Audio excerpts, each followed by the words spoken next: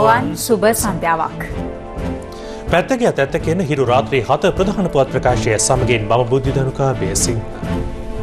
මම රෝෂිනී විජේසූරිය. මුලින්ම අවධානය දවස උණුසුම් කළ සිරස්තල වෙත.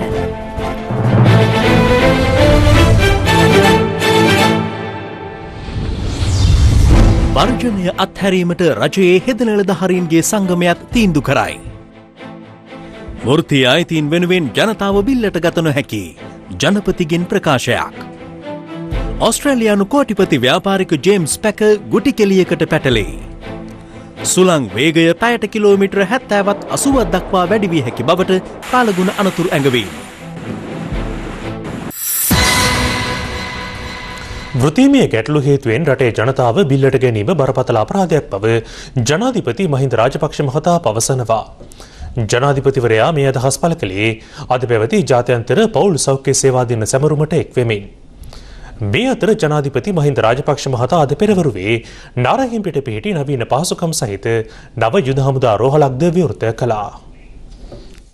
මහල් 10කින් යුක්ත මෙම යුද හමුදා රෝහල විශේෂඥ වෛද්‍ය සායනයක් සහ නවීන පහසුකම් වලින් යුත් හදිසි අනතුරු ඒකකයකින් සමන්විතයි.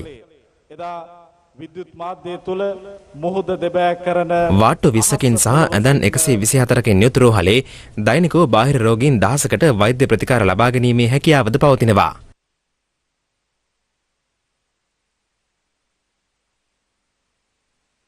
මේ අතර ජාත්‍යන්තර පවුල් සෞඛ්‍ය සේවා දිනය නිමිත්තෙන් අද රත්මලානේදී පැවති උත්සවයේ ප්‍රධාන ආරාධිතයා වූයේද ජනාධිපති මහින්ද රාජපක්ෂ මහතායි. මෙහිදී අදහස් දැක්වූ ජනාධිපතිවරයා සඳහන් කළේ රජයේ ජනතාවගේ අයිතීන් රැකදුන්නේ වර්ජන තර්ජන දෙස බලා නොව ඔවුන්ගේ වෘත්තීමය අයිතීන් හඳුනාගෙන බවයි. පවුල් සෞඛ්‍ය සේවාව මහා කාරුණික සේවාවක්. ඒකින්ද තමයි ඔබට එදා අතීතයේ කිව්වේ වින්නමු අම්මාව කියලා. මෙතෙක් කල නම් තමුන් වහන්සේලාට තිබුණේ වැඩ වර්ජනේ නොකරපු එකම සේවාව වශයෙන්. ඊයේ පෙරේද ඒකත් ගහලා ගියා. දවසක්ද කොහෙද කරා නේද? නැද්ද? දැන් ඉතින් මේවා කෙරෙන්නේ මේ අපෙන් තියෙන අඩුපාඩු හින්දා නෙමෙයි. සංගමයේ තියෙන ගැටලු හින්දා නේද? ඉතින් ඒකින්ද මේවා සාකච්ඡා කරලා විසඳ ගන්න අපිට පුළුවන් වෙන්න ඕන. තමන්ගේ වෘත්තිමය ප්‍රශ්නයක් නිසා අහිංසක ලෙඩ්ඩු අහිංසක දරුවෝ බිල්ලට ගන්න පුළුවන් කමක් නැහැ. ඒක බරපතල අපරාධයක් වශයෙන් දකිනවා. මේ රජයෙන් දුන්නු කිසිම දෙයක් වර්ධනය, චර්ජනය, ගර්ජනය කරලා දිහලා බලලා නෙවෙයි අපි ඒව දුන්නේ. ඒවා අපි දුන්නේ වෘත්තීය අයිතීන් දිහා බලලා. ඵලගත් අතු නසා ඵලකන්න වුන් විලසා කියලා. බුදුගුණ අලංකාරය එම් කියලා තියෙනවා. ඒ කියන්නේ ගෙඩි හැදෙන අතු වනසලා ගෙඩි කන එක හොඳ දෙයක් නෙවෙයි කියලා. ඒ වගේ ආණ්ඩුවක් වරප්‍රසාද ලබා දෙන ආණ්ඩුවක් විනාශ කරන්න හදලා වරප්‍රසාද ලබා ගන්න සූදානම් වෙනවා නම් ඒක පළගත් අතු නසා ගෙඩි කනවා වගේ වැඩක් කියලා තමයි අපි දකින්නේ. දිවයින පුරා රජයේ රෝහල්වල ආරම්භ කර තිබූ හෙද වැඩවර්ජනය හෙට සිට නැවැත්වීමට රජයේ හෙද නිලධාරීන්ගේ සංගමය තීරණය කර තිබෙනවා. කෙසේ වෙතත් වර්ජනයට එක්ව සිටින අනෙක් වෘත්තීය සමිති පවසන්නේ තම වර්ජන ක්‍රියාමාර්ගය අඛණ්ඩව ක්‍රියාත්මක කරන බවයි. දවසේ පුවත වෘත්තීය සමිති 3ක සහභාගීත්වයෙන් ආරම්භ කර තිබූ හෙද වැඩවර්ජනයට අදට දින 3ක්. ඊයේ දිනේදී එක් වෘත්තීය සමිතියක් වර්ජනය නිවත් වූ අතර රජයේ හෙද නිලධාරීන්ගේ සංගමයේද අද තීරණය කළේ වර්ජනයෙන් తాවකාලිකව ඉවත්වීමටයි. අපි ආරම්භ කරපු දීපයාප්ත වැඩ වර්ජනය හෙට උදේ 7ට අපි නතර කරමු. මේ රටේ ජනතාව ගැන හිතලා. අනිත් පැත්තෙන් සෞඛ්‍ය පාලකයන්ට කියනවා. අපි ලෑස්ති මේ ප්‍රශ්නේ විසඳන සතියක් කල් දෙන්න. ඒ දින 7 ඇතුළත මේ ප්‍රශ්නේ විසඳන්න සෞඛ්‍ය පාලකයන් සහ මේ කමිටුව කටයුතු කරන්නේ නැත්නම් නැවත වැඩවර්ධනයකට යෑම හැර අපට වෙන විකල්පයක් නැහැ. කෙසේ වෙතත් සමස්ත ලංකා හෙද සංගමය පවසන්නේ තම ඉල්ලීම් ලිඛිතව ලබා දෙන තුරු වෘත්තීය ක්‍රියාමාර්ගයේ නොනවත්වන බවයි. මේ වැඩවර්ධන ක්‍රියාමාර්ගය අපේ ප්‍රධාන ඉල්ලීම් දෙක වෙච්ච එකක් දැනට 2009 කණ්ඩායමේ හෙදියන්ට තමන්ගේ සූත්‍රිකා පුහුණුව ලැබීම සඳහා සායනික පුහුණුවීම් වලට රෝහල් වලට යාමට අවශ්‍ය අනුමැතිය ලබා දිය යුතුයි. දෙවෙනි එක අකණ්ඩව සියලු හෙදියන්ට මේ සූත්‍රිකා පුහුණුව දිගටම ලබා දිය යුතුයි කියන ප්‍රධාන ඉල්ලීම් දෙක. ඒ ඉල්ලීම් දෙක සඳහා ලිඛිතව සෞඛ්‍ය අමාත්‍යාංශයෙන් ස්ථිර තීරණයක් දෙනකම් අපි මේ වැඩවර්ධන ක්‍රියාමාර්ගය ඉදිරියට ගෙනියනවා. මේ අතර වැඩවර්ජනවලට මුහුණ දීම සඳහා සෞඛ්‍ය සේවයේ ඇති කළ යුතු වෙනස්කම් සම්බන්ධව රාජ්‍ය වෛද්‍ය නිලධාරීන්ගේ සංගමය අද පෙරවරුවේ පැවති ප්‍රවෘත්ති සාකච්ඡාවකදී අදහස් පළ කළා. ප්‍රමාණවත් තරම් වාට්ටු ලිපිකරුවන් නැත්නම් ඒ අය බඳවාගෙන වාට්ටුවක තිබිය යුතු උපකරණ සියල්ල ඒ අයගේ බාරයට දෙන්න. ඒ වගේම ශල්‍යාගාර සඳහා ශල්‍යාගාර හෙදියන් වෙනුවට ශල්‍යාගාර තාක්ෂණ ශිල්පීන් බඳවා ගැනීමට ඔවුන් බඳවා ගැනීම හරහා අපිට පුළුවන් වෙනවා ඕනෑම වර්ජනයකදී ශල්‍යාගාර සේවා පවත්වාගෙන යන්න. මොකද වර්ජන කඩාකප්පල් කරන්න වෘත්තීය සමිතියක් හැටියට අපි කැමති නැහැ. නමුත් කුමන වර්ජනයක් කරත් සෞඛ්‍ය සේවයේ හදිසි ප්‍රතිකාර සේවා අත්හැරලා දාන්න අපට අයිතියක් නැහැ. සූතිකාගාර පුහුණුව මුල් කරගනිමින් හෙද සංගම් 3ක් ආරම්භ කළ දීප ව්‍යාප්ත වැඩ වර්ජනය අද තෙවන දිනටත් ක්‍රියාත්මක වුණා. මේ හේතුවෙන් දිවයිනේ සෑම රෝහලකම පහේ ඇතුයේ ගැටලුකාරී තත්ත්වයක්. ඉන් වැඩිම බලපෑමක් එල්ල වූයේ බාහිර රෝගී අංශවල රෝගීන්ට සහ නිවාසික රෝගීන්ටයි. දිවයින පුරා රෝහල් 650ක දින 3ක් පුරා හෙද වැඩ වර්ජනය ක්‍රියාත්මක වුණා. කෙසේ වෙතත් අද පෙරවරුවේ හෙද නිලධාරීන් පිරිසක් කොළඹ ජාතික රෝහලේ දෛනික රාජකාරී කටයුතු සඳහා වාර්තා කළා. වෙනදා වගේ වැඩ කරන යනවා. දැන් මේ පහුගිය දවස්වල තමයි තිබුණ නැත්තේ අද නැස්ලා වැඩ.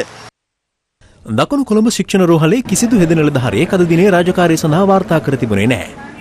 කෙසේ වෙතත් හදිසි ප්‍රතිකාර සඳහා සිවිල් ඇඳුමින් සැරසුණු හෙද නිලධාරීන් පිරිසක් රෝහල් පරිසරයේ රැඳී සිටින බව රෝහල් ප්‍රකාශකයෙකු සඳහන් කළා.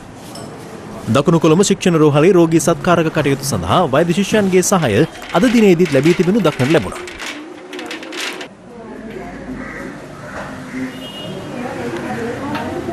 ඩොක්ටර්ස්ලා නැත්තම් ඉතින් දැන් මැරිලා ඉතින් අපිත් ඒක හොඳ නෑනේ අසුද මිනිස්සු ඒ දිවතර නෑනේ සර් අපි දුකුන්නේ හරියට නවතුණා යද්දට ප්‍රසන් කරලා ගෙනත් දාලා තුවාල සුද්ධ කරපු ගමන් එහෙමම දාලා මිසිලා ගියා යන්න ලෙඩාට මුකුත් කරගන්න බැරුව බොහොම අමාරුවෙන් ඉඳලා ඊට පස්සේ ડોක්ටර්ස්ලා තමයි දැන් අපිත් එක්ක දවස් 3ක් ඒගොල්ලන් රෑ දවල් කන්නේ බොන්නේ නැතුව මේ ලෙඩුත් එක්ක පුදුම දුකක් විඳින්නේ ඒගොල්ලන් මිසිලා මේ කරන වැඩේ නම් ඇත්තටම වැරදි දවසින් දෙකෙන් ටිකට් කපාගෙන යන්න පුළුවන්කම තියෙද්දිත් අපි ওই ඇඳට වෙලා නිකන් ඉන්න ওই ලෙඩු තමයි ඉතින් අසරණ වෙන්නේ ගාල්ල කරාපිටිය ශික්ෂණ රෝහලේ රාජකාරීවල නිරත 1200ක පමණ හෙද නිලධාරීන් අතරින් කිසිවෙකුත් අද දිනේ සේවයට වාර්තා කර නොතිබුණු බව රෝහල් අධ්‍යක්ෂ වෛද්‍ය ෂෙල්ටන් පෙරේරා මහතා සඳහන් කළා. කෙසේ වෙතත් රෝහල් අධ්‍යක්ෂවරයා පැවසුවේ අත්‍යවශ්‍ය සේවා සඳහා පමණක් සහාය දැක්වීමට ඔවුන් එකඟ වී ඇති බවයි. රෝහලේ නේවාසිකව ප්‍රතිකාර ලැබූ බරපතල තත්ත්වයේ නොවන රෝගීන් බහුතරයක් රෝහලෙන් පිටත් කර යවා තිබෙනවා. OPD එකෙන් මේ පමණක් කට්ටියට දුන්නා. අරන් දීලා ටිකට් කපලා යවුවා මේ ආපහු ස්ට්‍රයික් එක වුණාම එන්න කියලා. දොස්තර නෝන කෙනෙක් ඇවිල්ලා තුන්ඩුව ලියලා දීලා යනවා පාමසියෙන් දෙයක් ගෙනලා බෙහෙත් ටික බොනවා සල්ලි වලට. අසරණ අපි තමයි හැම පැත්තෙම දැල්ලා මෙහෙම මහනුවර මහරෝහලේ දෛනිකව රාජකාරියේ නිරත වන හෙද නිලධාරීන් 1800ක් අතුරින් අද දිනේ සේවයට වාර්තා කළ පිරිස 40ක්. රෝහල් අධ්‍යක්ෂ වෛද්‍ය සමන් රත්නායක මහතා ප්‍රකාශ කළේ කනිෂ්ඨ සේවකයන්ගේද සහාය ලබා ගැනීමෙන් රෝගී සත්කාරක සේවා පවත්වාගෙන යාමට වෛද්‍ය කාර්ය මණ්ඩලයේ පියවරගෙන ඇති බවයි. කෙසේ වෙතත් රෝහලේ දැඩි සත්කාර ඒකකයේ සහ හදිසි ප්‍රතිකාර කටයුතු සඳහා හෙද නිලධාරීන්ගේ සහාය හිමිව තිබෙනවා. අපි ඊයේ උදේ ඉඳන් ඉන්නේ පොඩි අය දාලා ඩයස් කරලා දෙන්නේ අපිට දැන් ඊයේ ඉඳන් කියනවා මිල දෙන්නේ නැද්ද තුනේ ඉන්නවා අය අමාරු නම් විතරයි නතර වෙන්න කියන්නේ කරලා දෙන්නේ අපිට. අපි ඇලහර බගමුණේ ඉඳලා ආවේ පෙරේදා ඉඳලා ඉන්නේ. තවම විසඳුමක් ලැබුණේ නැහැ. වෛද්‍යවරුයි සාමාන්‍ය සුළු සේවකයෝ තමයි මේ දාන කට්ටිය උනත් දාන්නේ. ඒත් අපි ඇඩ්මිට් වෙන්න කිව්වා ඒත් උනත් අපි කරන්නේ නැහැ මේ වලට අමාරු නැහැ කියලා. එහෙම කියනවා. අමාරුම වුණොත් අර කට්ටිය දාලා කරන ඩොක්ටර්ලා එකතු වෙලා. අපි දැන් කොයි වෙලේ දන්නේ නැහැ. උසුමරි හිරේ. හෙද වර්ජනයේ ක්‍රියාත්මක වූද කුරුණෑගල ශික්ෂණ රෝහලේ කටයුතු සාමාන්‍ය පරිදි පවත්වාගෙන යාමට කටයුතු කළ බව රෝහල් අධ්‍යක්ෂ වෛද්‍ය පාලිත බී යාපා මහතා සඳහන් කළා. ඔහු පැවසුවේ වර්ජනයේ හේතුවෙන් දැඩි බලපෑමක් එල්ල වී තිබූ රෝහලේ වහගොඩ ප්‍රතිකාර ඒකකයේ කටයුතුද අද දිනේ ආරම්භ කළ බවයි. දාදා 4 දිනක් කරනවා. 4 දිනක් කී අපි ස්ටාෆ් එක බලා ගන්නවානේ. හොඳයි. මිසිලා ඉක්මනින් එන්න කියලා අපි හිතමු. එතකලා බලා ගමු. දවසේ පුවත ඇවිදින වැටක් දැකලා සතුටු වෙන ඇමති කෙනෙක් ඉන්නවා. ඒ ඇමතිතුමා කවුද කියලා දැනගනිමු. රටවට කර බැඳත් කටවට කර බඳින්න බැරි වැට නැති කටෙන්.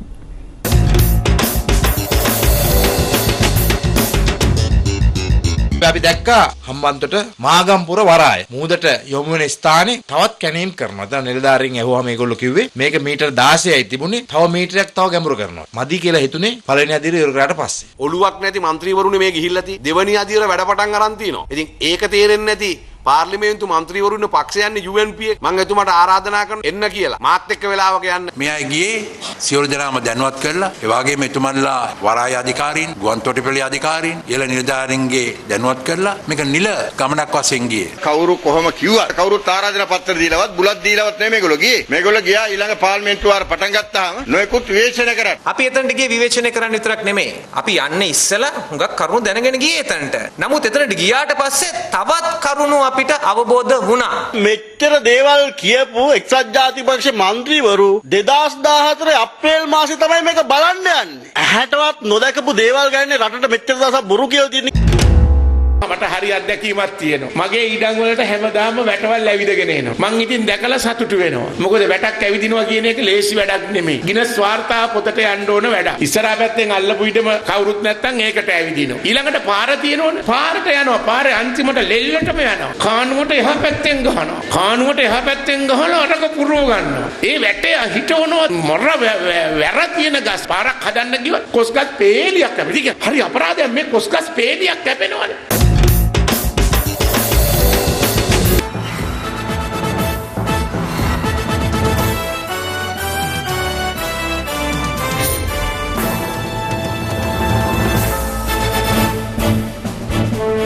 ඔබ නැවතත් හිරු ප්‍රවෘත්ති සමගින්. ආගමික සංහිඳියාවට හානිකර කිසිවක් නොකරන්නේ කොටුව මහේස්ත්‍රාත් තිරින ගමගේ මහතා බොදු බලසේන හා ජාතික බලසේන යන දෙපාර්ශ්වයට අද අවවාද කළා.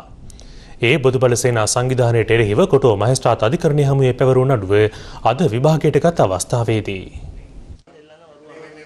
පසුගිය අප්‍රේල් මාස 9 වෙනිදා කොළඹ හෝටලයක ජාතික බලසේනා සංවිධානය සංවිධානය කර තිබූ මාධ්‍ය හමුවකට බලෙන් ඇතුළු වී පූජ්‍ය වටරැක විජිත හිමියන් ඇතුළු පිරිසට තර්ජනය කිරීම ඇතුළු කරුණු යටතේ ඥානසාර හිමියන් ඇතුළු පිරිසට චෝදනා එල්ල වී තිබුණා. මේ සම්බන්ධයෙන් පූජ්‍ය වටරැක විජිත හිමියන් කොම්පඤ්ඤ වීදිය පොලිසියට කළ පැමිණිල්ලකට අනුව මෙම නඩුව ගොනු කර තිබෙනවා. නඩුව විභාගයටගත් මහේස්ත්‍රාත්වරයා දෙපාර්ශ්වයේ කරුණු සලකා බැලීමෙන් අනතුරුව බොදුබල සේනා සංවිධානයේ භික්ෂුන් වහන්සේ සිව්නම හා ගිහියන් දෙදෙනා රුපියල් ලක්ෂය බැගින් වූ පුද්ගලික ඇප මත මුදා හැරියා. මෙහිදී කොටුව මහේස්ත්‍රාත්වරයා බොදුබල සේනා හා ජාතික බලසේනා යන දෙපාර්ශ්වයටම අවවාද කරමින් කියා සිටියේ ආගමික සංහිඳියාවට හානිකර ආකාරයේ කිසිදු ක්‍රියාවක් නොකරන ලෙසයි. අද අධිකරණයේ වෙත නොපැමිණි බොදුබල සේනා සංවිධානයේ හිමිවරුන් දෙදෙනෙකුට මීළඟ නඩුවාරයේදී අධිකරණයට පැමිණෙන ලෙසද මහේස්ත්‍රාත්වරයා දැනුම් දුන්නා. ගරු අධිකරණයට අපි දැනුම් දුන්නේ දිගින් දිගටම පූජ්‍ය වටරැක විජිත හිමියන්ට කරන මාර්ණීය තර්ජන සහ වෙනත් ආකාරයේ හිරිහැර නවත්තන ලෙසයි. මේ රටේ නීතියට අපි හිස නමන්න ඕනි. භික්ෂුන් වහන්සේලා කියලා අන්‍ය පූජකයෝ කියලා මේ රටේ විශේෂ නීතියක් නැහැ. අපි කවුරුත් මේ රටේ පවතින පොදු නීතියට යට. අපි ඉදිරියට මේ රට පුරාම සිද්ධ වෙන ආගමික අන්තවාදයන් අපි හෙළිදරව් කරනවා. පොලිසිය මහත්තුරුන්ටත් මේ උසාවි වලට ගේන තරම් දේවල් නෙමෙයි. පොලිසිය හරිම අසරණයි.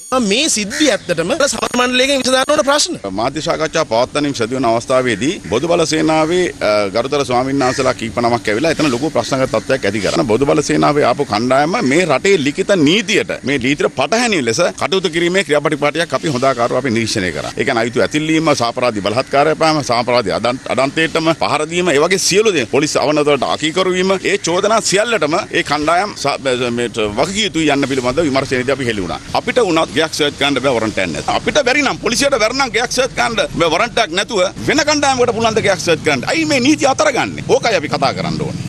එම නඩුව යලි ජූනි මාස 9 වෙනි දින කැඳවීමට නියමිතයි.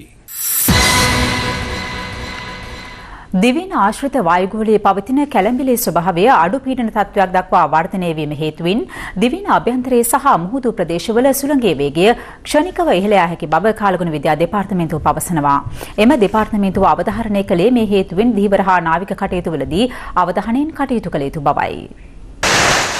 දින කිහිපයක සිට පවතින යහපත් කාලගුණ තත්ත්වයේ ඉදිරි දින කිහිපයේදී පැවතිය හැකි බව කාලගුණ විද්‍යා දෙපාර්තමේන්තුව පවසනවා. දිවයින ආශ්‍රිත පැවති කැළඹිලි ස්වභාවයන් දැන් පීඩන අඩුවීම තත්ත්වයක් බවට පත් වෙලා තියෙන්නේ. මේ අඩුවීම තත්ත්වය තවදුරටත් වර්ධනය වෙන්න පුළුවන්. පස්සේදී දැනට ඉතින් හැම ප්‍රශ්න නැහැ. මොකද සාමාන්‍යයෙන් ඉදිරි දින දෙක තුලදීම දිවයින ආශ්‍රිතව තියෙන බව තමයි අපිට දක්නට ලැබෙන්නේ. සමස්තයක් වශයෙන් වැස්ස ඇති වෙනවා කියලා තමයි බලාපොරොත්තු වෙන්නේ. සමහරලාට මිලිමීටර් 150ක් විතර වගේ වහින්න පුළුවනි. අතරම දැන් දිවයින වටා මුහුදු ප්‍රදේශයේ වලාකුලින් ගහනවා වර්ෂාව ඇති වෙනවා.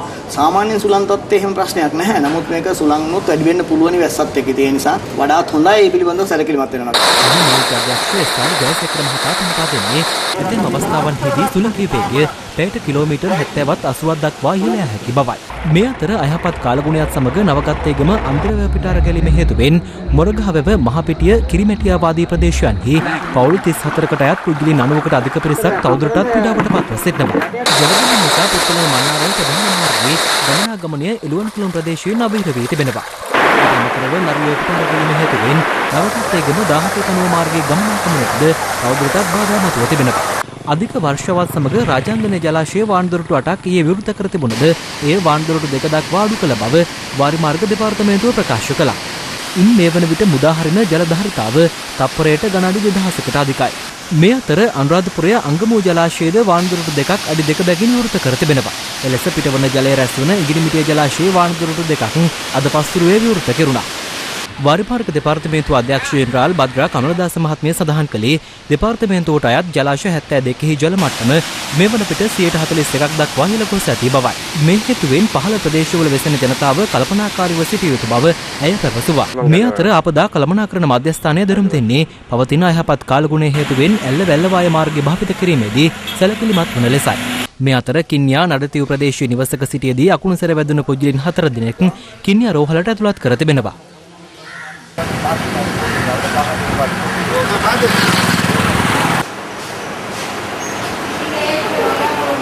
ගතෝ පැය 24 තුළ වැඩිම වර්ෂාපතනය වූ මිලිමීටර් 95.7 වාර්තා වී තිබුණේ කන්තලේ ප්‍රදේශයෙන්. මේ අතර අයහපත් කාලගුණයත් සමග කෑගල්ල මහනුවර නුවරඑළිය බදුල්ල සහ කළුතර යන දිස්ත්‍රික්ක පහට නායම් අනතුරු ඇගවීම් නිකුත් කර තිබෙනවා.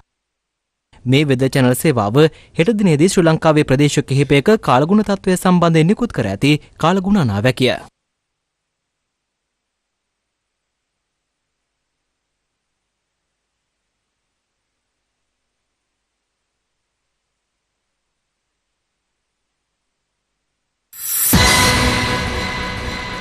ඔස්ට්‍රේලියානු කෝටිපති කැසිනෝ ව්‍යාපාරික ජේම්ස් පැකර් එරට චැනල් 9 නාලිකාවේ ප්‍රධාන විධායක නිලධාරී ඩේවිඩ් ජින්ජෝල් සමග ගැටුමක් ඇති කරගෙන තිබෙනවා. විදේශ මාධ්‍ය වාර්තා කළේ අනවබෝධය මත මෙම ගැටුම හටගෙන ඇති බවයි. ඊයේ පස්වරුවේ මෙම ගැටුම හටගෙන ඇත්තේ සිඩ්නි නුවර බොන්ඩ් වීදියේදී. එම වීදියේ පිහිටි ජේම්ස් පැකර්ගේ නිවස ආසන්නයේ චැනල් 9 නාලිකාවේ සජීව සම්ප්‍රේෂණ රථයක් නවතා තිබීම ගැටුමට මුල් වී තිබෙනවා. අදාළ රථය යොදවා ඇත්තේ තමා පිළිබඳ ඔත්තු බැලීමේ අරමුණින් බවට වැරදි අවබෝධයකින් පසු පැකර් ඒ සම්බන්ධයෙන් දුරකථනය ඔස්සේ ඩේවිඩ් ජින්ජෝල්ට බැනවැදී ඇති බව විදේශ මාධ්‍ය වාර්තා කළා. ජින්ජෝල් බොන්ඩි වීදියට පැමිණ ඇත්තේ ඒ පිළිබඳ සොයා බැලීමටයි. පසුව එම ස්ථානයට ජේම්ස් පැකර් පැමිණීමත් සමග බහින්බස් වූ දෙදෙනා ගැටුමට මුල පුරා තිබෙනවා.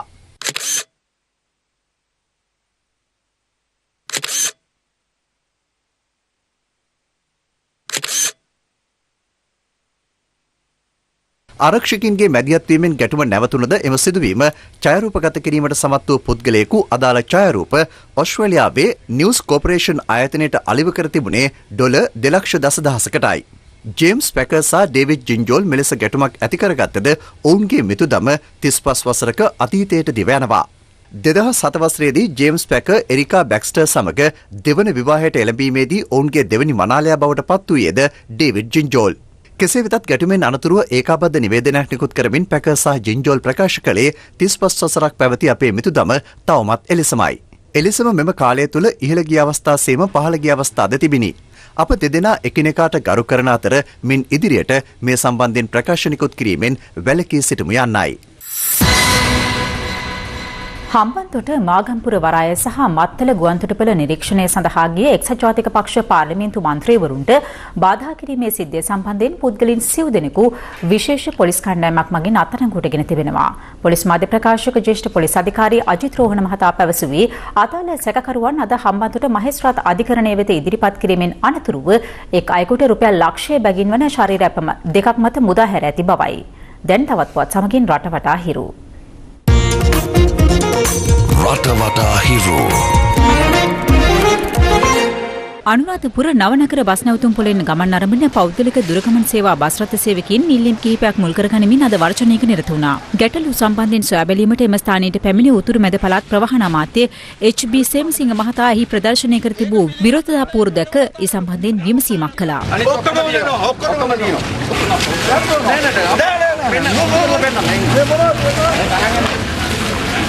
ඔක්කොටම රිසිට් එනවා. ඊයේ සැරේ ගත්තම ඔක්කොටම රිසිට් දුන්නා මං. එල්බා. ඔගෙන් නෙවෙයි කෙරුවේ. ඊයේ සැරේ ගත්තම ඔක්කොටම මම දුන්නා. වැඩි භාවනාවක් කප්පන් ගනි. අර ගහන්නේ. ඒක කවුද කප්පමකට රිසිට් මේ ලයිට්ව කඩන්නේ. ඈ මොකද කප්පම ලයිට්ව කඩන්නේ. කියන්න බං. කප්පන් ගත්තේ මොකද ලයිට්ව හදලා කප්පන් ගත්තේ අප්පන් කරලා. හලවත මාදම්පේ ගලහිටියාව ප්‍රදේශයට අද උදෑසන ඇදහැළුණු වර්ෂාවත් සමග මත්ස්‍යයන් පතිත වී තිබෙනවා.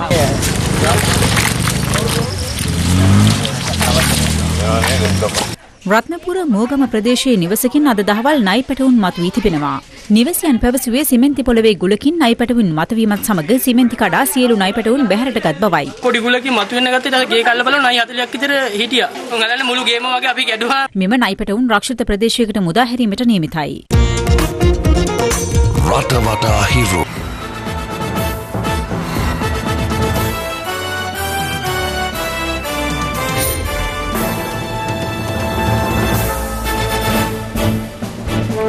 අතුරුදන් වූ මලයාසියානු ගුවන් යානය සෙවීමේ මෙහෙයුම්වල මීළඟ අදියර සම්බන්ධව සාකච්ඡා පැවැත්වීමට මලයාසියානු බලධාරීන් සූදානම් වනවා. එම මෙහෙයුම් මුහුදු පතුලේ සිදු කිරීමට නියමිත අතර ඒ සඳහා ගුවන් මෙහෙයුම් වලට වඩා වැඩි පිරිවැයක් දැරීමට සිදුවන බව මලයාසියානු බලධාරීන් පෙන්වා දෙනවා. මගින් 239 දෙනෙකු රැගත් මලයාසියානු ගුවන් යානය ඉන්දියන් සාගරයට ඉහළ අහසේදී අතුරුදන් වූයේ පසුගිය මාර්තු 8 වනදා. යානය සෙවීම සඳහා රටවල් 26ක සහභාගීත්වයෙන් ගුවනින් සහ ගොඩබිම් ඔස්සේ සිදු කරන ලද මෙහෙයුම් සාර්ථක වූයේ නැහැ. ඕස්ට්‍රේලියා, මලයාසියා සහ චීන බලධාරීන් කැන්බරා නගරයේදී ඉදිරි මෙහෙයුම් පිළිබඳව සාකච්ඡා කිරීමට නියමිතයි. සාගර පතුලේ සිදු කරන අදාළ මෙහෙයුම් වඩාත් දුෂ්කර වන්නේ ඒ සඳහා සාගර පතුලේ ස්වභාවය පිළිබඳව මනා අවබෝධයක් තිබිය යුතු බැවින්. පරීක්ෂණ කටයුතු සිදු කිරීමට නියමිත සමුද්‍ර පතුල පිළිබඳව පැවැත්වෙන ප්‍රථම පරීක්ෂණය මේ බවත් වාර්තා වනවා. චීන අගමැති ලී කිකියන් සිය අප්‍රිකානු සංචාරය ආරම්භ කරමින් ඉතියෝපියාවට පැමිණියා.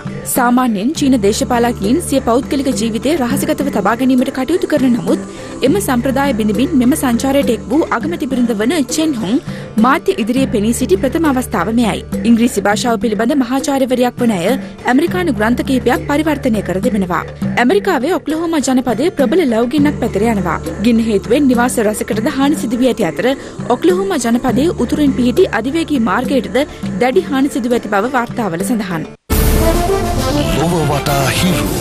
රුපියල් මිලියන ගණනක වියදමින් නවීකරණය කළ කොළඹ සුගතදාස ක්‍රීඩාංගණයේ දහවන පතේට අත්ව තිබූ ශෝචනීය ඉරණම පිළිබඳ මෙරට විද්‍යුත් මාධ්‍යයක් ඔස්සේ පළමු වරට අපි රටට හෙළිදරව් කළා. ඊට අවධානය යොමු කළ ක්‍රීඩා අමාත්‍යවරයා තීරණය කළේ ක්‍රීඩාංගණය වසා දමා දහවන පතය නැවත සකස් කිරීමටයි. සුගතදාස ක්‍රීඩාංගන බලධාරීන්ගේ නොසැලකිල්ල හේතුවෙන් එහි ගෘහස්ත ක්‍රීඩාංගණයේ පත්ව ඇති තත්ත්වය රටට හෙළිදරව් කිරීමට අපි අද සූදානම්. සුගතදාස ගෘහස්ත ක්‍රීඩාංගණය මෙරට ප්‍රධානතම ගෘහස්ත ක්‍රීඩාංගණයයි. වසරකට ක්‍රීඩකින් හා ක්‍රීඩා ලෝලීන් ලක්ෂ ගණනක් මේ ක්‍රීඩාංගණය භාවිත කරනවා. නමුත් අද වන විට ක්‍රීඩාංගණයේ වහලේ ඇතුළත තත්ත්වයයි මේ. වහලේ ඇතැම් කොටස් ගැලවී ගොස් ඇති අතර තවත් කොටස් ගැලවී වැටීමට ආසන්න තත්ත්වයේ පවතිනවා. ගෘහස්ත ක්‍රීඩාංගණයේ තරඟයක් පැවැත්වෙන අවස්ථාවක වහලේ කැබැල්ලක් ගැලවී වැටුණහොත් ඉන් ක්‍රීඩකයෙකුට හෝ ප්‍රේක්ෂකයෙකුට ඇතිවිය හැකි අනතුර පිළිබඳව ක්‍රීඩාංගන බලධාරීන්ට අවබෝධ නොවීම විමතියට කරුණක්. ක්‍රීඩාංගණයේ නඩත්තු කටයුතු සිදු කරනවා වෙනුවට තාවකාලික පිළියමක් ලෙස වහලය ආවරණය කිරීමට දැලක් යොදන්නට ඔවුන් කටයුතු යොදා තිබෙනවා. කෙසේ වෙතත් ජාත්‍යන්තර මට්ටමේ ක්‍රීඩා තරඟ පවා පැවැත්වෙන මෙරට ප්‍රධානතම ගෘහස්ත ක්‍රීඩාංගණයක් මෙවැනි අනාරක්ෂිත තත්ත්වයකට පත්වීම මෙරට ක්‍රීඩාවේ මෙන්ම රටේ කීර්තිනාමයටත් දැඩි කැලලක් බවයි අපේ හැඟීම. ඉහළ වැටුප් ලබමින් කාර්යාල තුළ පුටු රත් කරන ක්‍රීඩා බලධාරීන් මෙවන් ගැටලු ඔඩුදුවනාතෙක් බලා සිටීම හේතුවෙන් නියපොත්තෙන් කැඩීමට හැකිව තිබූ ගැටලුව මේ වන විට පොරවෙන් කපන තරමටම වර්ධනය වී අවසන්. රටේ ජාතික සම්පත් වැනි මෙවන් ක්‍රීඩාංගන නිසි පරිදි නඩත්තු කිරීමට අවශ්‍ය කටයුතු සම්පාදනය කිරීමේ කාලය දැන් එළඹ තිබෙනවා. එසේ නොවනහොත් සුගතදාස දහවන පතයට සිදු කළාක් මෙන් සුගතදාස ගෘහස්ත ක්‍රීඩාංගණයත් මාස ගණනකට වසා දමා මහජන මුදල් කෝටි ගණනින් වැය කරමින් අලුත් වැඩියා කිරීමට සිදුවනු නොඅනුමානයි.